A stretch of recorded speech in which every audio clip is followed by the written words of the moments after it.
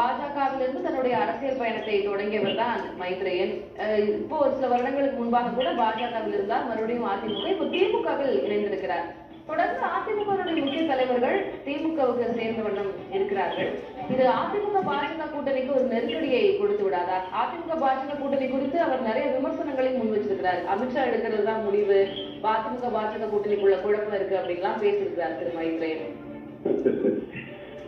அமித்ஷா அவர்கள் எடுக்கிறது தான் முடிவு, அண்ணன் எடப்பாடி அவர்கள் எடுக்கிறதா முடிவு, அவர் இருப்பாங்க. ஸ்டாலின் அவர்கள் எடுப்பதான முடிவு, உதயநிதி அவர்கள் எடுப்பதா. வணக்கம் அன்பு சொந்தங்களே. இப்போ இது ஒரு அரசியல் பதிவு தான். இப்போ பார்த்திங்கன்னா திமுகவில் வந்து ஏற்கனவே ஏடிஎம்கே சேர்ந்த அன்வர் ராஜா இப்போ வந்து மைத்ரேயன் வந்து இணைஞ்சிருக்கார் என்று பார்த்தா என்ன ஆகுன்னே தெரியலை. இப்போ அதிகமான வாய்ப்பு ஆளுங்கட்சிக்கு அதிகமான வாய்ப்பு இருக்கிறதாக எல்லா மனசுலையும் உள்ளது தான், என் மனசில் அதான் தெரியுது. ஏடிஎம்கே பொறுத்தளவு ஒன்றுபட்டால் உண்டு வாழ்வு, இனிமேலும் தாமதிக்காமல், அதாவது 2 கையும் தட்டினா தான் சத்தம் வரும்னு சொல்லுவாங்க.